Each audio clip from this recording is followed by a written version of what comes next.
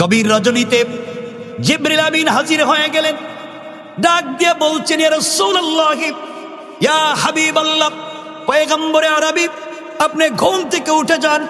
আল্লাহর রাসূল ঘুম থেকে উঠে গেলেন, ওযু করলেন, 2 রাকাত সালাত পড়লেন। জিবরিল আমিন বলছেন, ইয়া রাসূলুল্লাহ, আল্লাহ তাআলা আপনাকে হিজরতের কথা বলেছেন ইয়াসরিবের দিকে, খেজুর বাগানের দিকে, মদিনার দিকে। আল্লাহর রাসূল তৈরি হয়ে গেলেন, নিজের বিছানায় নিজের চাচাতো ভাই হযরত আলীকে শুইয়ে দিলেন, মানুষের আমানত তার কাছে পৌঁছে দিলেন। রাত্রবেলা নিজে মক্কা ছেড়ে মদিনায় চলে যাবেন, দরজার কাছাকাছি পৌঁছে গিয়েছেন, দরজা খুলে বের হয়ে যাবেন। হঠাৎ আমার নবীর কানে আওয়াজ এসেছে, পুরো দুনিয়ার কাফেরেরা আল্লাহর রাসূলের বাড়ির চতুর্দিককে বেষ্টন করে দিয়েছে। রাসূল ঘর থেকে বের হলে মেরে ফেলবে। অত্যাধুনিক অস্ত্র নিয়ে, যুদ্ধর অস্ত্র নিয়ে, সব নিয়ে দাঁড়িয়ে আছে, আল্লাহর রাসূলকে মেরে ফেলবে।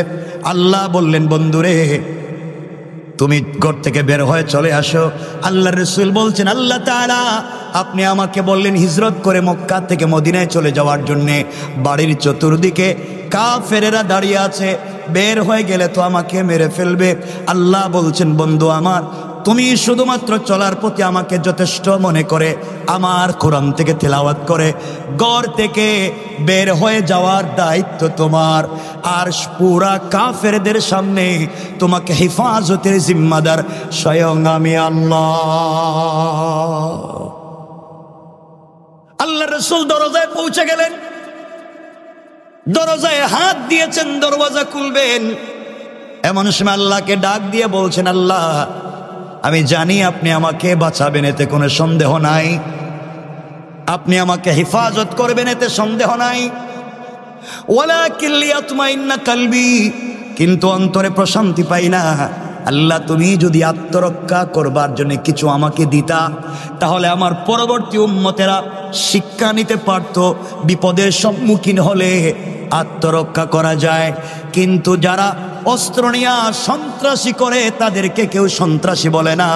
মুসলমান ছাত্ররা হাতে যদি একটা লাঠিও নেয় আত্মরক্ষা করার জন্যে, ওই মুসলমান সন্তানদেরকে যারা জঙ্গি সন্ত্রাসী বানায় তারা হলো এই জমানার পিতৃ পরিচয়হীন হারামজাদা।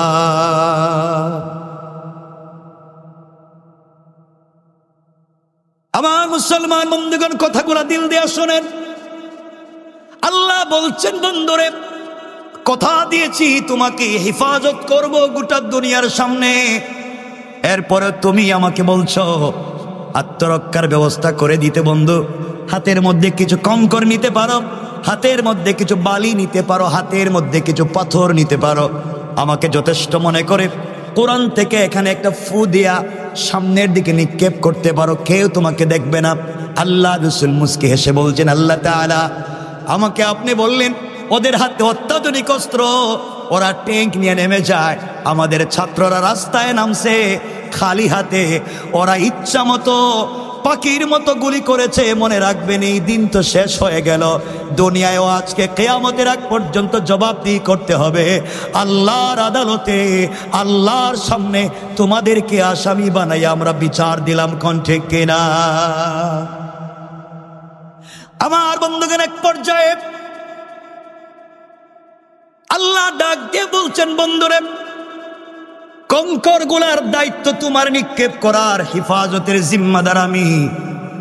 সংক্ষেপ কথা, রাসূল পাক বালি অথবা কঙ্কর অথবা পাথর হাতে নিলেন, দরওয়াজা খুললেন, সামনের দিকে নিক্ষেপ করলেন, ডাইনে বামে পিছনে চতুর্দিকে কাফের। আল্লাহ রাসূল সামনের দিকে নিক্ষেপ করলেন, তাকায়া দেখেন চতুর্দিকের কাফেরদের চোখে চোখে পৌঁছে গিয়েছে।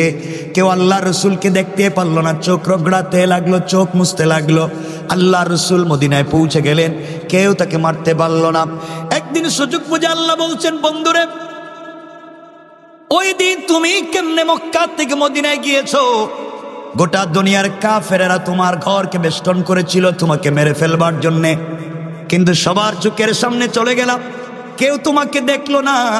অত্যাধুনিক অস্ত্র থাকবার পরেও কেউ তোমাকে মারতে পারলো না, কারণ কি? আল্লাহ রাসূল বলছেন, আল্লাহ আমি তো জানি না, আমি তো তোমাকে যথেষ্ট মনে করে আত্মরক্ষা করবার জন্য শুধু সামনের দিকে পাথর মারলাম, তাকাইয়া দেখি পাথর পিছনেও চলে গেছে, ডাইনে বামে আমি তো কোনো দিকে দেই নাই, কেমনে গেল আমি তো বলতে পারবো না। আমার আল্লাহ জবাব দিলেন, বন্ধু শোনো, ওয়ামা রমাইতা ইযা রমাইতা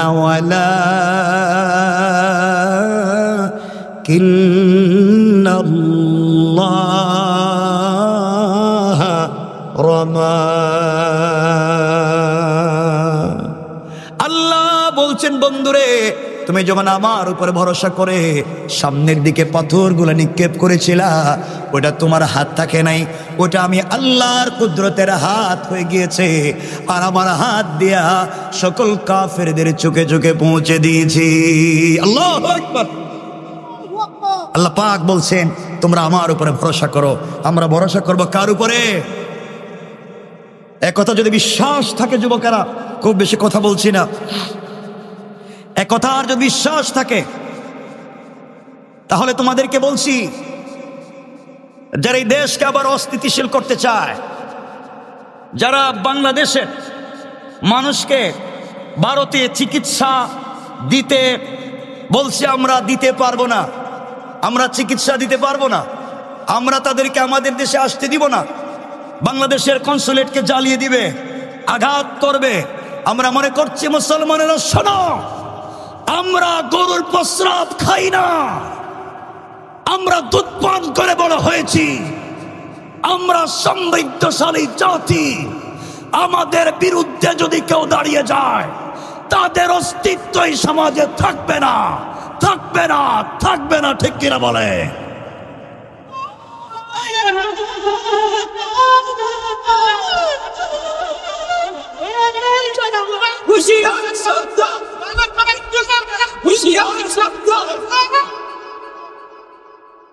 শোনো মুসলমানেরা, এই সমস্ত নোংরামিকে যারা এই দেশে বসে বসে খেয়ে পরে সাপোর্ট করে, সোশ্যাল মিডিয়ায় যারা এগুলাকে দিয়ে প্রোপাগান্ডা করে, মনে রাখবেন মুসলমানেরা, আমরা একজন জওয়ান খালিদ ইবনে ওলীদের মতো দাঁড়িয়ে যাই, ওমরে ফারুকের মতো দাঁড়িয়ে যাই, হামজার মতো দাঁড়িয়ে যাই।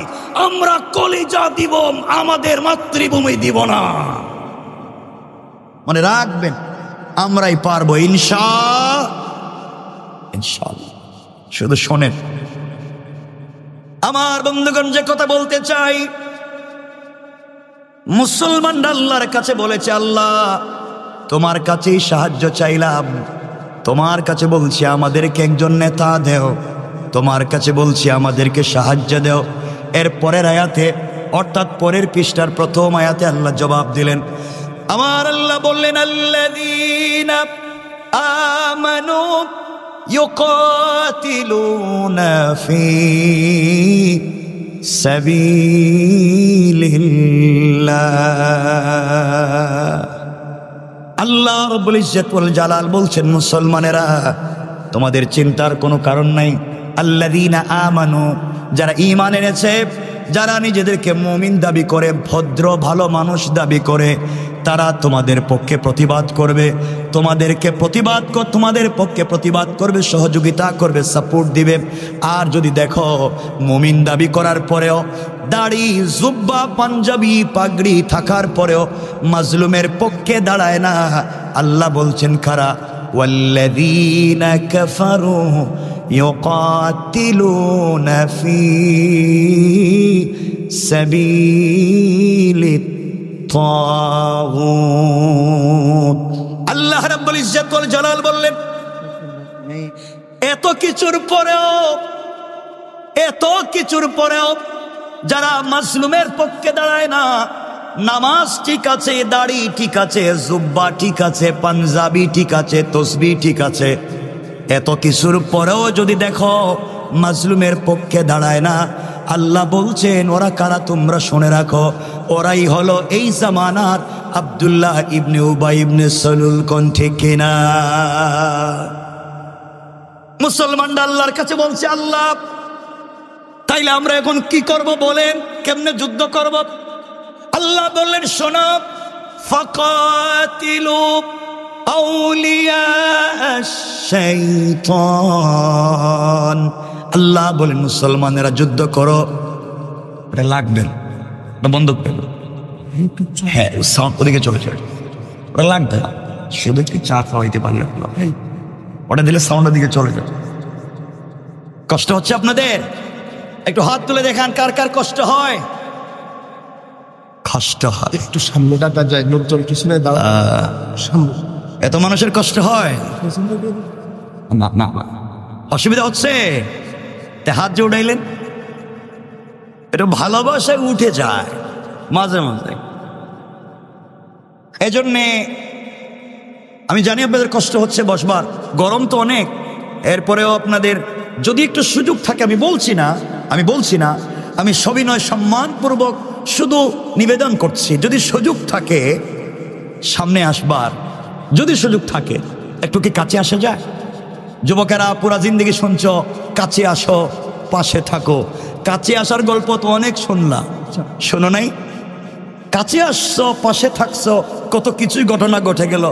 আজকে কোরআনের কাছে আসো, কাছাকাছি আসো। জওয়ানেরা আসো না, একটু দেখি না আসার সুযোগ যদি থাকে ওটাওটি করবেন না, যদি থাকে ডান দিকে যাবে, একটু একটু একটু খুব বেশি জানি, বেশি জায়গা নাই, কিন্তু একটু যদি সুযোগ থাকে ডান দিকে আসেন, ডান দিকে।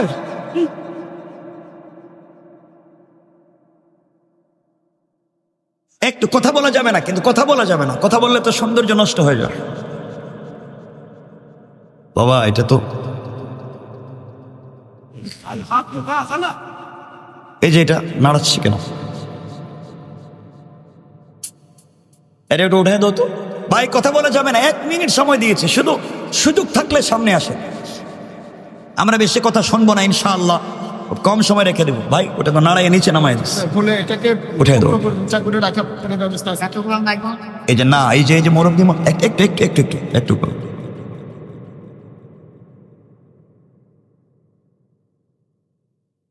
ঠিক আছে, ওগুলা তোমার তো ঠিক আছে। আমার কথা শোনা যায়? একটা তাকবীর দেওয়া যাবে, আওয়াজ করে দেওয়া যাবে, লিল্লাহে তাকবীর। এটা জওয়ানদের না, রাসূল পাকের সাহাবীরা 30 দিন হয়ে গিয়েছে যুদ্ধ করলেন, যুদ্ধের ময়দানে জয়লাভ করতে পারলেন না, রাসূল পাকের কাছে পাঠালেন, সাহাবায়ে কেরাম তাদের লিডারের কাছে পাঠালেন, যুদ্ধে জয়লাভ করতে পারছি না। তারা বললেন সকালবেলা ফজরের সালাতে মেসওয়াক করো আর তাকবীর ধ্বনি দাও। তাকবীর ধ্বনি দিলেন তো কাফেররা কেল্লা গ্রাম দেশ ছেড়ে পলায়ন করছে। তা আমরা কি পারবো না ইনশাল্লাহ? এটা জওয়ান পারে না একটা তাকবীর তুলতে? কি পারে না কেউ? নাই।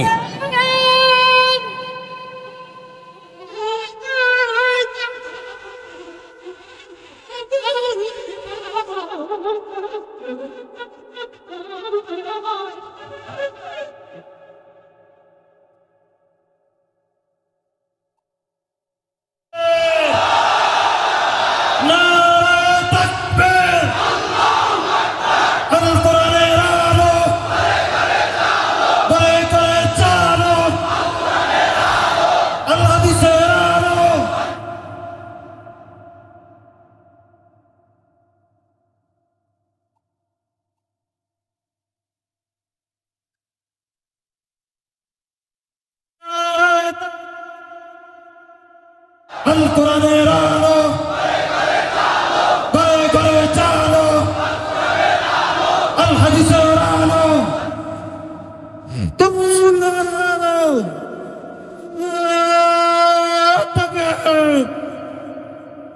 কষ্ট হয়, আমরা পৃথিবীতে বেশি দিন থাকবো না, সকলকেই চলে যেতে হবে।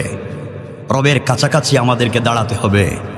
রব যদি আমাদেরকে জিজ্ঞাসা করে, তোমাকে হায়াত দিয়েছিলাম, তোমাকে চমৎকার একটা সোসাইটি দিয়েছিলাম, তুমি ওখানে দিন জিন্দা করতে পারলে না, দিনের দাওয়াত দিতে পারলে না, তোমরা কোনো জবাব দিতে পারছি না। আমার বন্ধুগণ, কথাকে সংক্ষেপ করে বলবার জন্য আমরা সামনের দিকে যাই। আল্লাহ পাক রব্বুল ইজ্জত ওয়াল জালাল বলছেন ফাকাতিলু আউলিয়া আশ-শায়তান। ও মুসলমানেরা, তোমরা এই সমাজের শয়তানদের বিরুদ্ধে যুদ্ধ করো। আল্লাহ বলেন নাই তোমরা ইহুদি বৌদ্ধ খ্রিস্টান কাফেরের বিরুদ্ধে যুদ্ধ করো, ওই আয়াতে বলেন নাই। আল্লাহ বলছেন ফাকাতিলু, তোমরা যুদ্ধ করো, কেতাল করো, প্রতিবাদ করো আউলিয়া আর শয়তান, শয়তানের ওলিদের বিরুদ্ধে, শয়তানের লিডারদের বিরুদ্ধে, যারা পর্দার আড়ালে থেকে থেকে শয়তানি দিয়ে এবং বুদ্ধি দিয়ে থাকে, যারা পলায়ন করেও বুদ্ধি দিয়ে থাকে। মানে রাখবেন, শয়তানের লিডার কারা? শয়তানের লিডার তারা যারা এই সমাজে নিজেদেরকে মুসলমান দাবি করে, কাফেরদের পক্ষে যারা ওকালতি করে, জালেমদের পক্ষে যারা দাঁড়িয়ে যায়, মুসলিমের রক্ত নিয়ে যারা শয়তানি বদমাইশি করে, তারা হচ্ছে এই জমানার সব থেকে বড় আবু লাহাব আর আবু জাহাল। শোনো মুসলমানেরা, শোনো, আল্লাহ বলছেন ফাকাতিলু আউলিয়া শয়তান, শয়তানদের বিরুদ্ধেই কাতাল করো। মুসলমানরা বলছে আল্লাহ, এই বাচ্চাদের পাতি নেতার বিরুদ্ধেই পারি না, হেরাই যে শক্তি, পাতি নেতা, আর আপনি বলছেন ওদের লিডারের বিরুদ্ধে। আল্লাহ বললেন শোনো, চিন্তা করণের পরের শব্দে আল্লাহ বললেন ইন্না কাইদাশ শাইতানি কানা দাঈফা। আল্লাহ রাব্বুল ইজ্জত ওয়াল জালাল বললেন চিন্তা করো না, কাফের বেঈমানেরা দুনিয়ার জমিনে তোমাদেরকে বিপদে ফেলার জন্য তারা যত কৌশল করে, তাদের সকল কৌশল আমি আল্লাহর কাছে মশা মাছির চাইতে আরো বেশি দুর্বল। কোন ঠিক কিনা?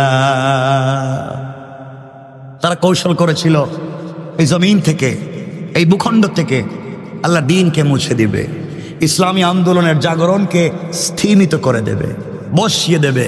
রব কোরআনে কারিমে বলছেন তারা বুঝে নাই কৌশল কোন জায়গায় করতে হয় আর কোন জায়গায় তারা করেছে। আমার আল্লাহ কোরআনে বললেন ওয়া মাকারু ওয়া মাকারাল্লাহ ওয়াল্লাহু খায়রুল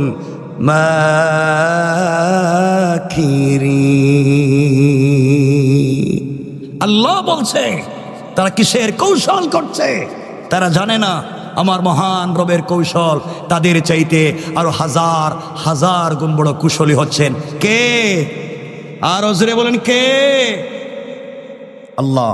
সুতরাং এই জমিনকে সমৃদ্ধ করতে হলে, এই জমিনকে চমৎকার করতে হলে ফেন্সিডিল, ইয়াবা, সুদ, ঘুষ, শয়তানি নাফরমানি সকল সেক্টর থেকে, কোনো একটা টেবিল না, চৌকিদারের টেবিল থেকে নিয়ে প্রাইম মিনিস্টার, প্রেসিডেন্টের টেবিল পর্যন্ত সকল দুর্নীতিমুক্ত একটা সমাজ এবং রাষ্ট্র ব্যবস্থাই যদি গড়ে তুলতে হয়, লাগবে একমাত্র কেবলমাত্র আল কোরআন।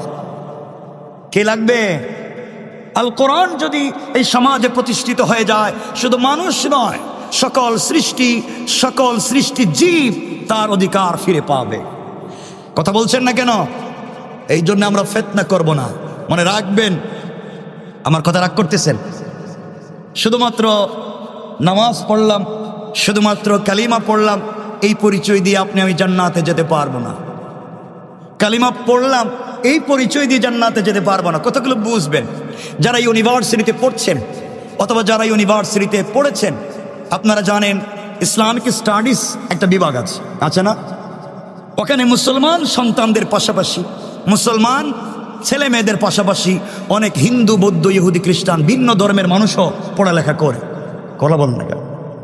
তারা কোরআন থিসিস করে, কোরআন অ্যানালাইজ করে, কোরআন গবেষণা করে, MA করে, MPhil করে, PhD ডিগ্রি নেয়, ডক্টর হয়। আমি জানতে চাই, যারা কোরআন সুন্নাহ গবেষণা করে ডক্টরের ডিগ্রি নেয়, তারা কম জানে? বললেন কম জানে? তারা কম বুঝে? তারা কম পড়েছে? তাহলে কোরআনিক সায়েন্সে অথবা ইসলামিক স্টাডিজে পড়ে যে হিন্দু বৌদ্ধ ভাই বোন ডক্টরের ডিগ্রি নিল, তারা মুসলিম? বললেন না তারা মুসলিম? তারা জানতো না? কথা বলেন, জানতো না? তারা পড়ে নাই, তারা বুঝে নাই, তারা কোরআন গবেষণা করছে, জানছে, বুঝছে, পড়ছে, সব ঠিক, কিন্তু তাদের জানবার, বুঝবার, পড়বার সাথে নাই আল্লাহর তাওহীদ আর নাই রাসূলের রিসালাত। বোঝা গেল আল্লাহর তাওহীদ এবং রাসূলের রিসালাত বিবর্জিত কোরআন সুন্নাহর গবেষণাও কাউকে মুসলমান বানাতে পারে। অনেকে বলতে পারেন তো আমরা সালাত পড়ি, এই জন্য আমরা মুসলিম। আমি এই যে আল্লাহ পাকের জাতে পাকের শপথ করে বলছি, শুধু সালাত পড়লেই এই পরিচয় দিয়ে জান্নাতে যেতে পারবেন না। রব কোরআনে কারীমে বলছেন ফাওয়াইলুল লিল মুসাল্লিন, অনেক নামাজি তার নামাজই তাকে জাহান্নামে নিয়ে যায়। কারণ অনেক লোক আছে এই সমাজে নামাজও পড়ে সুদ খায়, আছে না নাই? অনেক লোক আছে নামাজও পড়ে ঘুষও খায়, আছে না নাই? সমাজে তো নিচে চলে গিয়েছে। আপনারা খবর নিয়ে দেখেন, এই ফ্যাসিস্টের সময়ে ম্যাক্সিমাম মসজিদের সভাপতি সুদখোর, ক্যাশিয়ার ঘুষখোর, সেক্রেটারি দুর্নীতিবাজ, চাঁদাবাজ, বদমাইশ, ফেন্সিডিল ব্যবসায়ী, ইয়াবা ব্যবসায়ী, ইতিমের জায়গা দখল করে, বিধবার বাড়ি দখল করে, গরিবের সম্পত্তি মেরে খায়। তাদেরকে মসজিদ থেকে তাড়িয়ে দিতে হবে, ঠিক কিনা বলে? শোনেন, সুতরাং এই রেজিমকে পুরো উপরে ফেলতে হলে তার সিস্টেমকে চেঞ্জ করে দিতে হবে।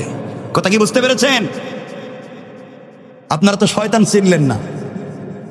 আপনারা শয়তান মারার জন্য মক্কায় যান, হজে। কত হজের আগের হজে দেখলাম এক হাজি সাহেব হজে গিয়া জামারাতে শয়তান রে কঙ্কর মারতেছে, পাথর মারতে হয় না? মারতে মারতে বোধ রাগ উঠে গেছে, জুতা খুলে মারতেছে। শয়তান পুরা দেশে মাইল লেগে গা, আর তুই এখানে বসে রইছিস। আমি আপনাদের কাছে জানতে চাই, যে শয়তানকে 10 লাখ খরচ করে জুতা মারতে গেলেন মক্কায়, এই শয়তান বাংলাদেশে দুর্নীতি করছে? কথা বলেন, আইছিল এখানে? যেই শয়তানরে জুতা মারছেন, এই শয়তান সান্দাবাজি বাংলাদেশে করছে?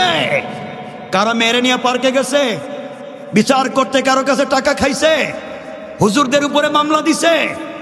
তাইলে যেই শয়তান চান্দাবাজি করছে মক্কায় না এলাকায়? কথা বলেন, যারা আলেমদেরকে জেল জুলুম দিছে মক্কায় না এলাকায়? যারা সুদ ঘুষের কারবার করেছে মক্কায় না এলাকায়? তাহলে শয়তান মক্কায় না এলাকায়?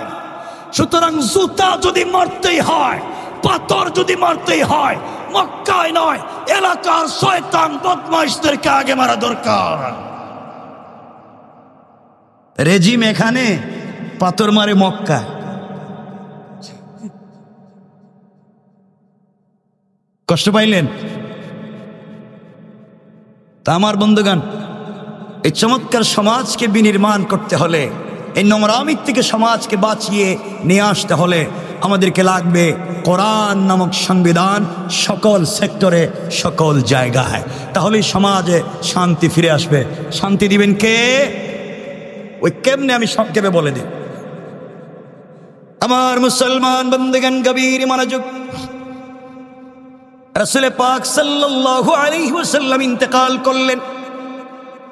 দুনিয়ার জমিনে যদি দিন কায়েম হয়ে যায়, ইসলামী রাজ কায়েম হয়ে যায়, মানুষ কেমনে শান্তিতে থাকবে একটু তাকাইয়া দেখেন। রাসূলের ইন্তেকালের পরে সিদ্দিক আকবর রাদিয়াল্লাহু তাআলা আনহু মদিনার খলিফা। আল্লাহ রাসূল দুনিয়ার জমিনে নাই, রাষ্ট্রের প্রধান খলিফা সিদ্দিক আকবর। এই রাষ্ট্রের প্রধান বিচারপতি চিফ জাস্টিস হযরত ওমর, আর এই রাষ্ট্রের প্রধান পরামর্শদাতা উপদেষ্টা হযরত আলী, হযরত ওসমান। চমৎকার হয়ে দেশ চলতে লাগলো। কথাগুলো শোনেন। হযরত সিদ্দিক আকবর ফজরের সালাত পড়ে মসজিদে বসা। এমন সময়ে হযরত ওসমান চলে এসেছেন। ওসমান এসে ডাক দিয়ে বলছেন, খলিফাতুল মুসলিমিন, আমিরুল মুমিনিন সিদ্দিক আকবর, আপনার কাছে আমি একটা কথা জানতে চাই। সিদ্দিক আকবর বলেন তো, মদিনা নামক রাষ্ট্র আল্লাহর রাসূলের পরে আপনি কি দিয়া চালান? সিদ্দিক আকবর বলছেন, ওসমান রে, আল্লাহর রাসূল ইন্তেকাল করেছেন, আমি তো রাষ্ট্র চালাই কোরআন দিয়া, রাসূলের সুন্নাত দিয়া।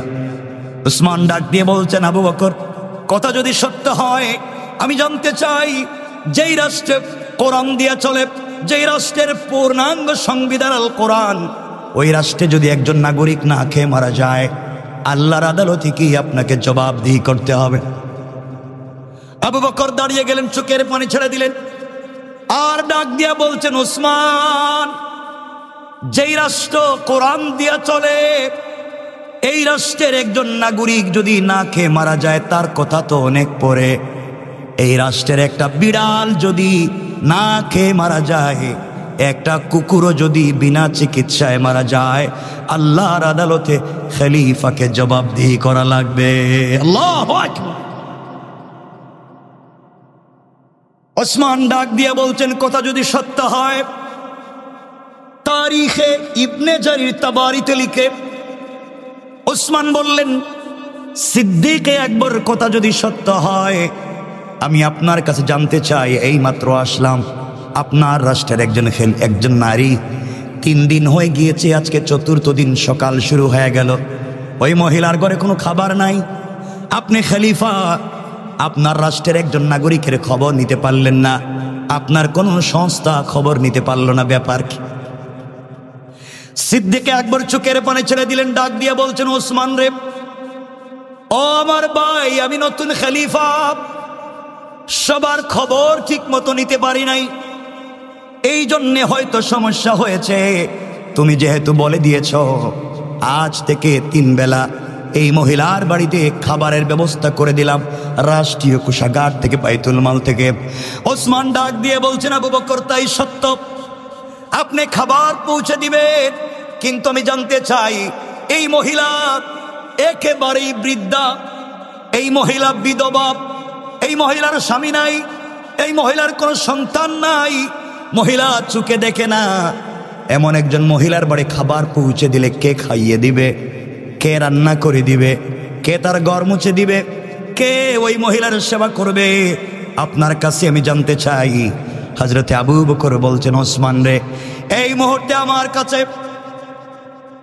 এই মহিলার খিদমতের জন্য আমার কাছে কোনো খাদেম নাই, আমার কাছে এই পরিমাণ পয়সা নাই, যে পয়সা দিয়ে মহিলার বাড়িতে মানুষ নিযুক্ত করতে পারবো, কর্মচারী দিতে পারবো।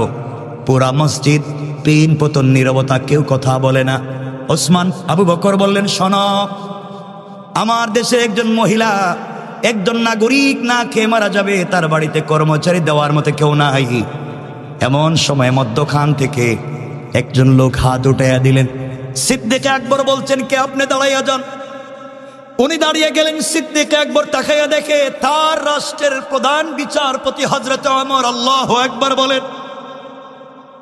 আমার চোখের পানি মুছে মুছে বলছেন, আবু বকর, আপনি ওই মহিলার বাড়ির কর্মচারী খুঁজে পাচ্ছেন না, আপনি মহিলার বাড়িতে আমাকে কর্মচারী বানাইয়া দেন, আমি বিনা পয়সায় বিনা পারিশ্রমিকে ওই মহিলার বাড়ি কাজ করে দেব, রান্না করে দেব, ঘর মুছে দেব। সিদ্দিকে আকবর বলছেন, ওমর, আপনি রাষ্ট্রের প্রধান আইন কর্মকর্তা, আর আপনি যদি এই মহিলার বাড়িতে কাজে চলে যান, রাষ্ট্রের আইনকে দেখবে, রাষ্ট্রগুলাকে দেখবে। হযরত ওমর বলছেন, আবু বকর, আমি অফিসে যাওয়ার আগে সকালবেলা এই মহিলার বাড়িতে কাজ করব, অফিস থেকে ফেরার প্রতি সন্ধ্যার পরে মহিলার বাড়িতে কাজ করে দেব, এরপরেও যেন বিনিময়ে আল্লাহর রসুলকে সন্তুষ্ট করতে পারি। হযরত সিদ্দিক আকবর দাঁড়িয়ে গেলেন, বললেন, শোনো ওমর। ওই ওমরকে বলছেন যে ওমরের নাম শুনলে শয়তান রাস্তা চেঞ্জ করে, ওই ওমর যে ওমর রসুল পাকের মাথা কেটে দিতে গিয়েছে, আজ এই ওমর কোরআন নামক শিক্ষা পাওয়ার কারণে, দিন বুঝে আসবার কারণে বিনা পয়সায় একজন অন্ধ নাগরিকের বাড়িতে কাজ করে দিতে চায়। এটা পৃথিবীর কোনো ব্যক্তির, পৃথিবীর দুনিয়ার সাধারণ কোনো মানুষের আদর্শ দিয়ে কাজ হবে না। এই আদর্শ তৈরি করতে পারে একমাত্র আল কোরআন। কোরআন মানুষকে কেমনে পরিবর্তন করতে পারে। আবু বকর বলছেন, শোনো আমার, তাই যদি সত্য হয়, 1 সপ্তাহ সময় দিলাম, 1 সপ্তাহ যদি মহিলার বাড়িতে ঠিক মতো দায়িত্ব আদায় না করো, 1 সপ্তাহ পরে তুমি আমার আদালতে জবাবদিহি করতে হবে। আর যদি ঠিক মতো চলতে না পারো, কিয়ামতের ময়দানে আল্লাহর রসুলের সামনে, আল্লাহর আদালতে তোমার বিরুদ্ধে আমি নালিশ করব। কথা সংক্ষেপ করে দিচ্ছি, সময় নিচ্ছি না। পরের দিন সকালবেলা ফজরের সালাত পড়ে নাস্তা সেরে হযরত ওমর অফিসে যাওয়ার আগে ওই মহিলার বাড়ি পৌঁছে গেলেন। দরজায় নক করে বলছেন, মা,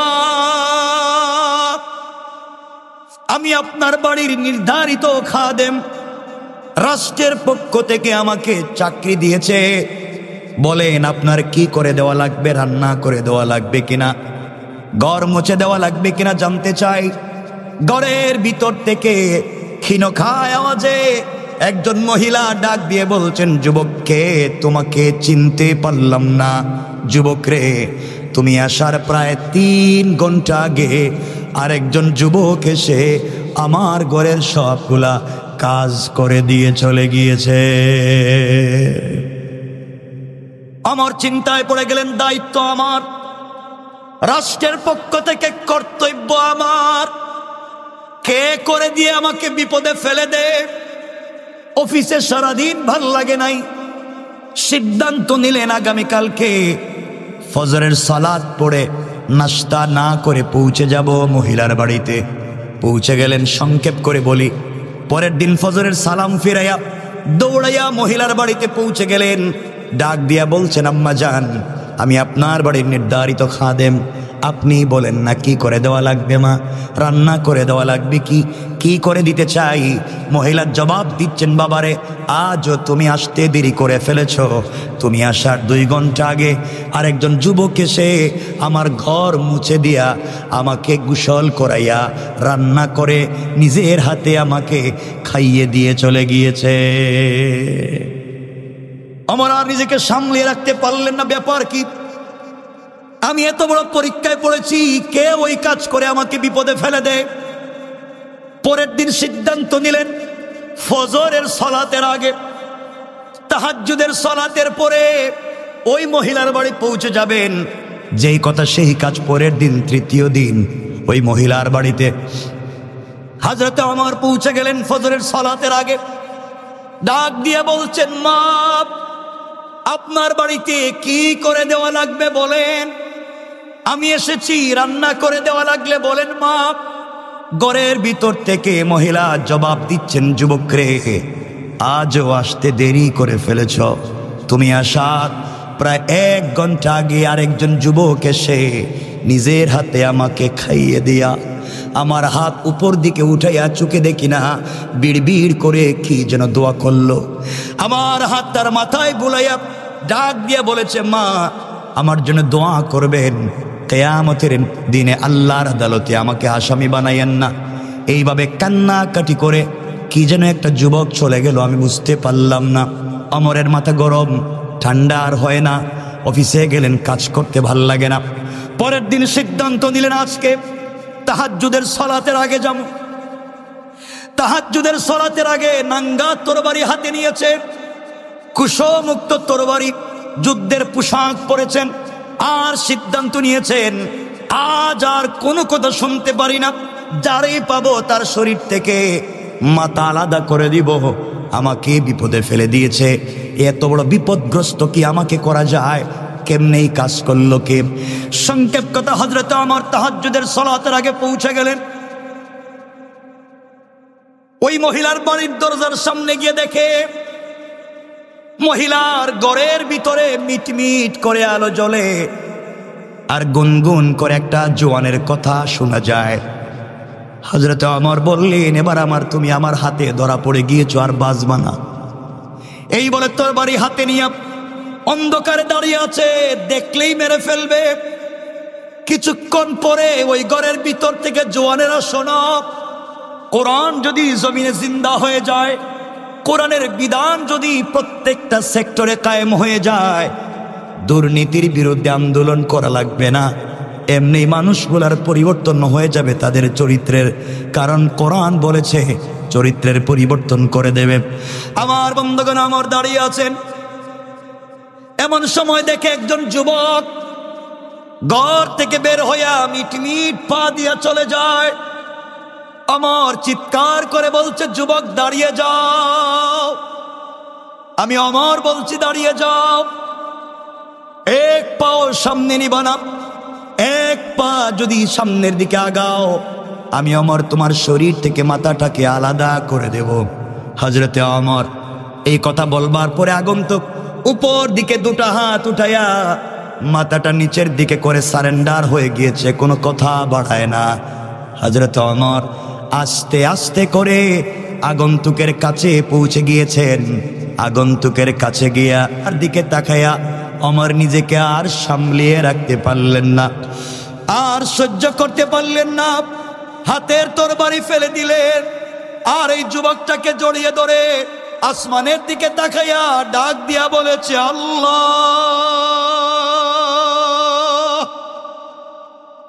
কারে আমি সামনে দেখি, কে এসে?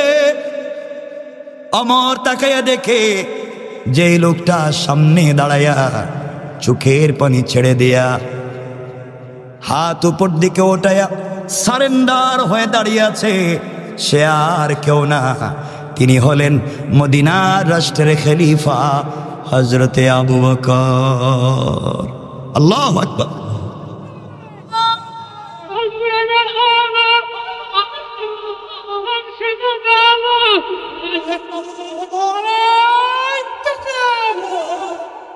হযরত ওমর চোখের পানি ছেড়ে দিলেন, কাঁদতে লাগলেন।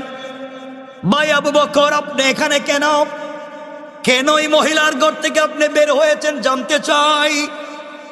আবু বকর চোখের পানি ছেড়ে ডাক দিয়ে বলেছেন, ওমর রে, আমি তোমার আগে খলিফা হয়েছি, তোমার আগে এই রাষ্ট্রের দায়িত্ব আমি পেয়েছি। এর অর্থ হলো কিয়ামতের দিনে আল্লাহর আদালতে তোমার আগে আমাকে জবাবদিহি করা লাগবে, তোমার আগে আল্লাহর আদালতে আমাকে কথা বলতে হবে। এই জবাবদিহিতার ভয় যখন ঢুকে যায়, নাগরিকের চিন্তা যখন মাথায় ঢুকে যায়, ওই কারণে আমি আর বাড়িতে বিছানায় পিঠ লাগাইয়া ঘুমাতে পারি না। তোমার আগে আগে মহিলার বাড়ির কাজগুলা আমি করে দিয়ে যাই। আল্লাহু আকবার। চিন্তা করেন, একটা রাষ্ট্রের খলিফা কি পরিমাণ বিনয়ী হতে পেরেছেন। কে বানিয়েছে? আল কোরআন বানিয়েছে। আল কোরআনের শিক্ষাই এই পরিবর্তন করে। আমার বন্ধুগণ, ওমর তাকায়া দেখেন পায়ের মধ্যে জুতা নাই। ডাক দিয়া বলছে, আবু বকর, তোমার পায়ে জুতা নাই কেন বলো? আবু বকর ডাক দিয়ে বলছেন, ভাই ওমর রে, আমি রাষ্ট্রের খলিফা, এতে কোনো সন্দেহ নাই, কিন্তু চামড়ার জুতা পরবার মতো পয়সা আমার নাই। আমি একটা কাঠের খড়মের জুতা পরি, গভীর রজনীতি জুতা পরে মদিনার রাস্তায় যদি পাথরের শক্ত রাস্তা দিয়া হাঁটি, খটখট আওয়াজ হবে, মানুষের ঘুম ভেঙে যাবে, সাধারণ মানুষের ইবাদত নষ্ট হবে। এই জন্যে আমি খলিফা পায়ে জুতা দেই না। একটা রাষ্ট্রের খলিফা চামড়ার জুতা পরবার মতো পয়সা নাই। আর আমাদের দেশের বদমাইশেরা জনগণের টাকা মেরে মেরে বিদেশে তারা পাচার করে বাড়ি ঘর বানায়। ঠিক কিনা বলে? এই জন্য আল্লাহ বলেছেন, কিতাবুন আনজালনাহু ইলাইকা লিতুখরিজান নাসা মিনাজ যুলুমাতি ইলান নূর। ও বন্ধু আমার, তোমার কাছে এমন একটা কিতাব আমি দিয়েছি, যেই কিতাবের নাম আল কোরআন। ওইটাকে যদি সুন্দর করে সমাজে চতুর্দিকে লাগিয়ে দেওয়া যায়, অন্ধকার থাকবে না, আলোকিত করে দিবেন। আওয়াজ করে বলেন কে? আরো জোরে বলেন কে? আমার বন্ধুগণ, কথাগুলা দিল দিয়ে শুনেন, তাহলে এতক্ষণের আলোচনার থেকে যেটা বুঝাতে চাইলাম, কোরআন যদি সকল জায়গায় পৌঁছে যায়, দিন যদি জিন্দা হয়ে যায়, সমাজে শয়তানি থাকবে, নাফরমানি থাকবে, চুরি ডাকাতি থাকবে, সন্ত্রাসী থাকবে। সুতরাং আমরা পরিষ্কার করে বলতে চাই, আমরা এই প্রজন্মের জওয়ান, যারা আমাদেরকে সন্ত্রাস আর জঙ্গকেরা, তোমরা তো অনেক প্রেম করো, ঠিক না? ঠিক কইছে কেডারি এখানে? এত ভালো কথা বললাম, ঠিক কইনি? তোমাদের তো অনেক প্রেমিকা আছে, তোমাদের এক গার্লফ্রেন্ড, যার চেহারা এক্সট্রা অর্ডিনারি করা, বিউটিফুল, স্মার্ট, যার সঙ্গে সারা রাত জেগে কথা বল।